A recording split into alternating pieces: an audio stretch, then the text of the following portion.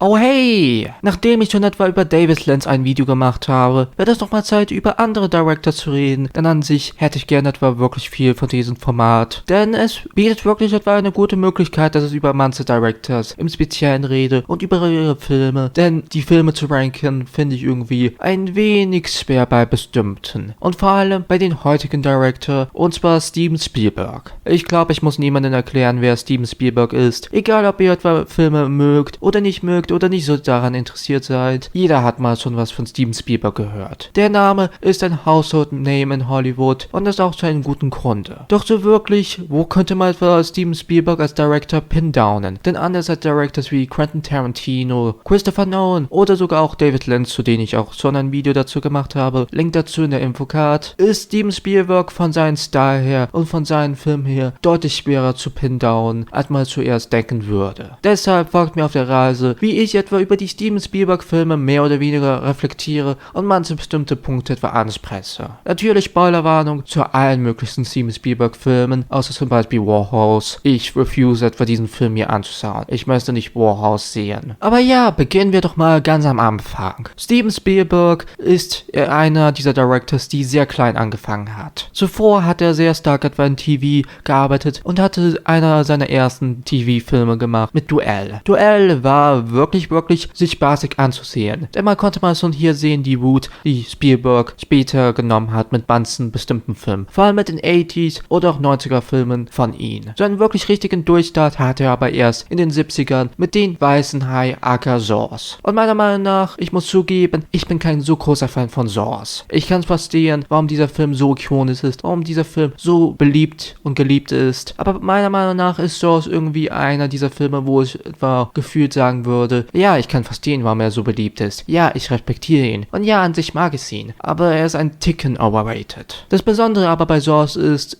dass dieser Film mehr oder weniger für viele einen Wendepunkt für Hollywood gebracht hat. Denn auch wenn viele sagen würden, dass Star Wars Episode 4 A New Hope der Punkt ist, an dem der Blockbuster mehr oder weniger geboren ist, pointen auch viele auf Jaws und sagen, ab hier ist der Blockbuster geboren und ab hier kam es etwas zu diesen Filmen. Und ob ihr Blockbuster mögt oder nicht, das ist so mal etwa eine Sache, die Steven Spielberg revolutioniert hat. Er war der Erste, der mehr oder weniger mit seinen Filmen im Sommerstadium wirklich grandiose, gigantische Erfolge erzielen konnte. Und egal, ob ihr jetzt etwas Star Wars Episode 4 oder auch Jaws als den Beginn der Blockbuster ansieht, ihr könnt etwa nicht den Fakt verneinen, dass Steven Spielberg mehr oder weniger den Sommermarkt im Kinobusiness erfunden hat, beziehungsweise salonfähig gemacht hat. Und natürlich mit so einem großen Erfolg konnte er sich etwa einen Namen machen. Und wenn sein Name irgendwo stand auf einem Filmplakat oder auch in einem Trailer zu sehen ist, dann wussten viele Audience, aha, den Film muss ich mir anschauen. Oder, oho, der Film könnte wirklich gut sein, denn Steven Spielberg hat wirklich gute Filme davor gemacht. Und so ging mehr oder weniger seine Karriere weiter. Und auch wenn seine Anfänge eher mehr Low-Budget waren mit manchen Filmen, hat er sich immer und immer wieder etwa übertroffen in manchen Sinnen. Und Steven Spielberg, wie gesagt, ist ein schwieriger Charakter als Filmemacher zu pin downen. Aber so wie ich etwa von seinen Filmen es mitbekommen habe, nachdem ich etwa viele von denen gesehen habe, kann ich etwa eine Sache sagen. Spielberg macht mehr oder weniger zwei Sorten an Filmen. Natürlich haben alle seine Filme immer andere Fassaden, andere Punkte, andere Genres. Er tippt etwa seine Fingers überall, sei es nun auch als Producer bei zum Beispiel den Non-Blue-Filmen oder als einer der wichtigen Leute hinter DreamWorks Animation, als auch DreamWorks im Allgemeinen. Aber mehr oder weniger macht er zwei Arten von Filmen. Die bombastischsten, eher mehr Blockbuster-artigen Filme wie Jurassic Park, wie E.T., wie auch teilweise auch Jaws. Und dann macht er die Dramen. Steven Spielberg ist einer dieser Directors, die diese zwei Sorten an Filmen macht. Man könnte mal sagen, dass bestimmte andere Directors immer so eine Sorte an Filmen machen, aber Spielberg fällt meistens in diese Sorten. Und auch wenn sie sich von den Genres immer und mal wieder unterscheiden sich diese zwei Sorten an Filmen an einen ganz großen Punkt, die Emotionen. Denn während die Dramen deutlich ernster, deutlich geearnter sind etwa die bombastischen Filme zwar auch mit Emotionen gefüllt, aber fokussieren sich eher mehr auf die Action, fokussieren sich eher mehr auf die Effekte und auf die ikonischen Momente. Ich meine, schaut euch doch mal Indiana Jones an. Die Trilogie ist ikonisch, ich mag sie wirklich sehr. Es sind wirklich gute Hommage an die klassischen Series aus den 1920ern, aka 30ern und die Filme machen auch einfach wirklich viel Spaß. Aber fragt euch mal diese Frage. Schaut ihr Indiana Jones etwa für die Emotionen? Nicht wirklich. Natürlich gibt es ein paar Momente, Momente, wo man etwa emotional werden könnte. Natürlich ist man etwa emotional invested in die Story von Indy und manchen der Side-Characters. Natürlich. Aber der große Selling Point bei Indiana Jones oder auch Jurassic Park sind meistens etwa die bombastischsten Momente. Denn Spielberg ist einer dieser Kinomacher, die mehr oder weniger bombastisch perfektioniert hat. Er kann fantastische Action inszenieren. Schaut euch doch mal den 2009 aka 2011er Tintin-Film an. Und was für eine gute Action die hat. Es gibt einen One-Tag, wo ich so impressed bin, wie dieser gemacht worden ist. Oder auch Jurassic Park. Natürlich sind wir etwa interessiert in die Story unserer Leads. Natürlich wollen wir sehen, dass etwa diese nicht etwa von den Dinos gefressen werden. Natürlich wollen wir sie lebendig wiedersehen. Und natürlich freuen wir uns nach all den Jahren, sie wiederzusehen. Ich meine, Sam Neill ist ein Badass und ist ein fantastischer Darsteller, sowohl hier als auch in vielen anderen Filmen. Aber dann haben wir etwa die Dramen. Und hier haben wir etwa einen sehr interessanten Punkt in Spielbergs Filmografie. Spielberg hätte etwa diese ganz großen, bombastischen Filme einfach weitermachen können. Sie laufen doch gut und sowieso sind diese Filme wirklich etwa beliebt und wirklich beloved einfach nur.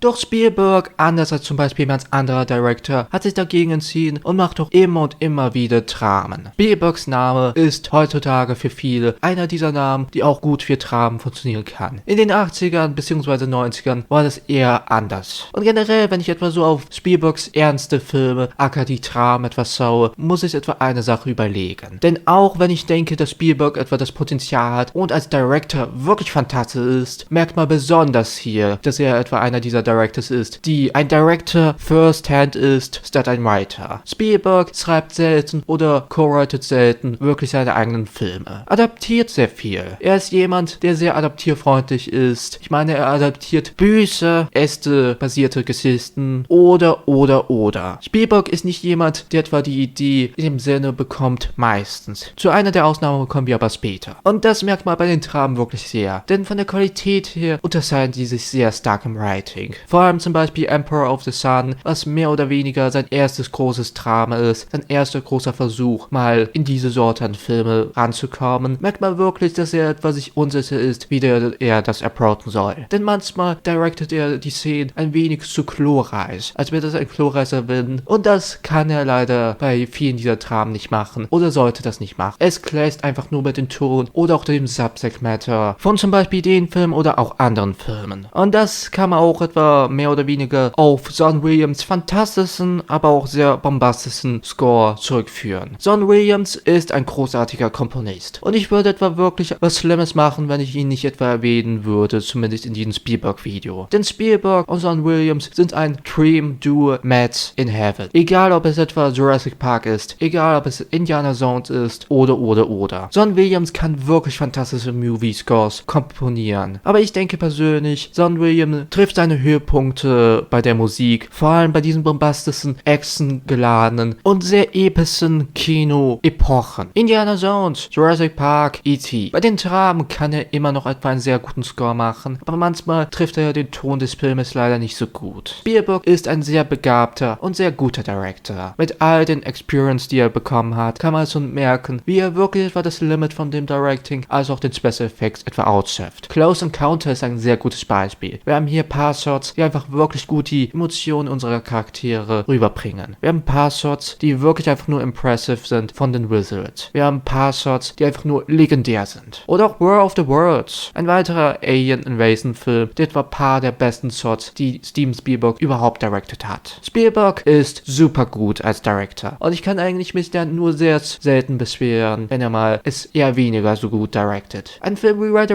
Player One ist zum Beispiel einer dieser Filme, wo es zugeben muss, dass Spielberg hier keinen so guten Job gemacht hat. Es ist kein schlecht gemachter Film, es ist kein schlecht directeter Film, aber es ist ein Film, der sich nie irgendwie so anfühlt, als hätte das Spielberg directed. Spielberg hat einen sehr besonderen Directing-Stil und das ändert er immer und immer mal wieder ab, vor allem für diese zwei Sorten an Filmen. Denn seine Dramen sind in einem sehr bestimmten Lighting oder in einer sehr bestimmten Art und Weise komponiert, directed oder auch mit der Kameraführung. Während sich seine bombastischen Filme sehr anfühlen, als wäre das sehr uplifting, fühlen sich viele seiner Dramen, zumindest die besten Dramen, sehr unterdrückend an. Und ich habe es dann erwähnt, es gibt einen bestimmten Film, wo er seine Finger ins Spiel hatte mit dem Writing. Zwar war er nicht der Headwriter, aber ein Co-Writer und natürlich rede ich etwa von The Fabelmans. The Fabelmans habe ich schon einmal erwähnt im Litz-Video. Immerhin hat er einen kleinen Cameo in diesem diesen Film. Und meine Güte, The Fabelmans zeigt wirklich, dass Spielberg das Potenzial hatte, seine Filme wirklich auf einer sehr interessanten Art und Weise zu schreiben. Vor allem die Dramen, denn er hat definitiv mit seiner Experience schon sehr viel gelernt. Und das bringt mich auch zu einem anderen Punkt. Wenn man sich etwa Spielbergs Filmografie anschaut, merkt man definitiv, dass bestimmte Ära oder auch Dekaden definitiv anders sind. Die 70er war etwa der Beginn von Spielberg. Da hat er größtenteils etwa in TV gearbeitet und hatte mit seinen ersten kleinen TV-Filmen kleine Erfolge gezielt. Mit Jaws hat er einen großen, bombastischen Film gebracht, der mehr oder weniger das Blockbuster-Kino erfunden hat. Die 80er dagegen war eine sehr turbulente Zeit für Spielberg. Ein paar seiner besten Filme kamen hier raus, vor allem diese bombastischen Filme, aber die Filme, wo er sich ernst nehmen wollte oder wirkliche Dramen machen wollten, wie Always oder auch teilweise Emperor of the Sun, haben in manchen Punkten eher mehr gefehlt. Dagegen ist die 90er-Ära für Spielberg eine kleine Renaissance wieder. Nachdem er schon etwa in den 80ern mit E.T. und vor allem der Indiana Jones Trilogie punkten konnte bei den Audience, hat er in den 90er bewiesen, dass er beide dieser Sorten an Filme gut handeln kann. Ich meine, Jurassic Park und Schindlers Liste. Zwei Filme, die unterschiedlicher nicht sein können, sind im selben Jahr erschienen. Zwei Filme, die sehr revolutionär sind. Zwei Filme, die sehr geliebt werden von vielen Filmeschauer. Und zwei Filme, die wirklich gut beweisen, wie stark etwa die Range von Steven Spielberg sein kann. Zwei Filme, die seine Directing-Art und Weisen wirklich gut vor sich bringen. Und zwei Filme, die einfach nur wirklich fantastische, wirklich gute Filme sind. Und ich würde sogar behaupten, und vielleicht ist das eine unpopular Opinion, aber die 2000er sind eventuell eine, wenn nicht sogar die beste Ära für Steven Spielberg-Filme. Ich weiß, wir reden eigentlich kaum etwa über die 2000er. Wir reden etwa über Close Encounters, E.T., Indiana Jones, Jurassic Park, Schindlers Liste. Aber die 2000er haben uns etwa solche Filme wie AI gebracht. Ein Film, der visuell einfach nur wunderbar gemacht worden ist. Und einer der letzten mehr oder weniger Filme, wo Stanley Kubrick, eine weitere Filmlegende, mitgearbeitet hat. Diese Dekade hat uns auch etwa sowas wie Minority Report gegeben oder War of the Worlds. Zwei Filme, die Tom Cruise in einer anderen Art und Weise, in einer anderen Rolle zeigen, die ich wirklich etwa von Cruise vermisse. Denn so sehr er auch unterhaltsam ist in der Mission Impossible Reihe, hat er nie wirklich